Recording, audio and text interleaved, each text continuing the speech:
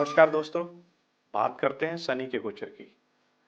शनि इस समय बकरी से मार्गी होने जा रहे हैं और सिंह राशि में ये कैसा रिजल्ट देंगे, इस विषय पर हम शनि के गोचर की श्रृंखला पर बात करने आज आए हुए हैं।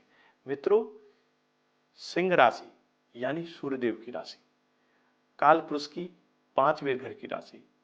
जिनकी लग्न में 5 का अंक लिखा हो अथवा जिनके चंद्रमा 5 के अंक पर बैठे हुए हैं, ऐसे लोग सिंह लग्न वाले या सिंह राशि वाले लोग कहलाते हैं।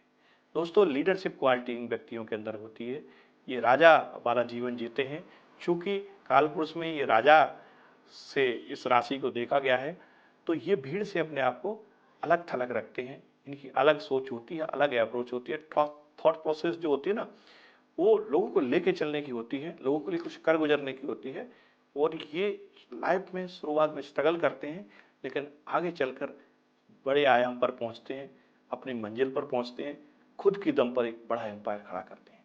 ये सामान्य लक्षण आपको सिंह राशि में देखने को मिलेंगे। लेकिन सिंह राशि में शनि का जो गोचर है वो बहुत अच्छा नहीं मानते। एक तो ढैया का कहीं ना कहीं ये शिकार हो रहे हैं, दूसरे शनि का जो गोचर है वो 8वें घर से होने जा रहा है। तो 4, 8, 12 का गोचर शनि का वैसे भी अच्छा नहीं माना जाता है। शनि की जो तीसरी दृष्टि है इनके कर्म भाव पर पड़ने जा रही है। मेरे प्रिय सिंह राशि वालों, पेशेंस का समय है। कोई जल्दबाजी में डिसीजन मत ले लेना।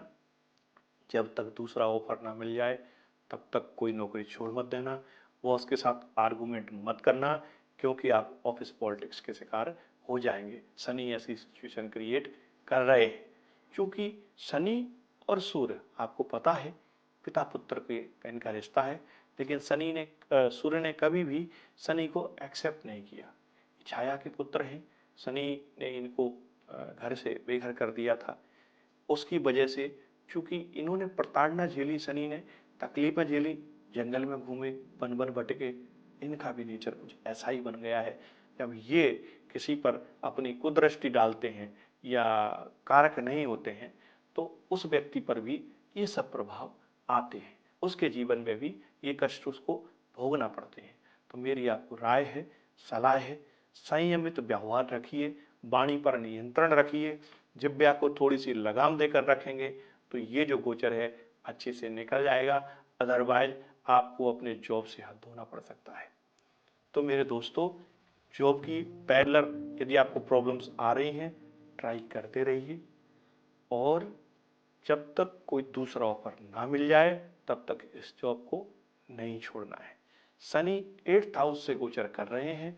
8th हाउस से शनि का गोचर कुछ चीजों के लिए अच्छा है, जैसे कि सपोज दैट कोई रिसर्चर व्यक्ति है, कोई शोध करता है, कोई पीएचडी कर रहा है, जीआरएफ में है, स्कॉलरशिप में, उसके लिए, विदेश में है, उसके लिए बहुत अच्छा है। या कोई ज्योतिषाचार्य है, कोई साधना कर रहा है, तंत्र मंत्र कर रहा है, उसके लिए अच्छा है। वहीं ये कमर से नीचे की परेशानी आप दे सकते हैं। आपके बैकबोन में दर्द हो सकता है, आपको चोट चपेट लग सकती है, पैरों से निचले हिस्से में आप दुर्घटनाग्रस्त हो सकते हैं, आप पैरालिसिस के भी शिकार हो सकते हैं। तो इसके लिए आपको बच के रहना है, सावधानियां बरतना है। सावधानियां क्या है कि आप निश्चित तौर से हर शनिवार शनिदेव पर सरसों का तेल का दीपक लगाइए और उसमें काले तिल डाल के, कोई एक लोहे की वस्तु डाल के, अपना चेहरा देखकर उस तेल को शनिदेव के ऊपर अर्पित करना है। ध्यान रखना है, ये जो तेल जब आप अर्पित करने जाएंगे, आपको सामने से नहीं चढ़ाना है, आपको बाईं साइड खड़े होकर इस तेल को चढ़ाना है और कमर से नीचे के हिस्से में चढ़ाना है, कमर से ऊपर नहीं चढ़ाना है। इस बात का विशेष ध्यान रखें। वहां बैठकर हो सके शनिकृत, दशरथकृत शनि स्तोत्र का पाठ करिए, बहुत बेनिफिट आपको मिलेगा। दोस्तों, सिंह राशि वालों, आपकी जन्म पत्रिका में क्योंकि शनि कारक नहीं होते हैं, इसलिए मेरी आपको राय है कि आप शनिदेव के उपाय के लिए अपने जो आपके इष्ट देव हैं उनको भी स्ट्रॉन्ग करिए, यानी गुरुदेव। गुरुदेव भी इस समय अपने पूरे पावर में है, कर्क राशि में है, वो अलग विषय है कि आपके 12th हाउस से गुजर कर रहे हैं। फिर भी गुरु बहुत ही सौम्य और सॉफ्ट और अच्छे प्लानेट हैं, शुभ प्लानेट हैं।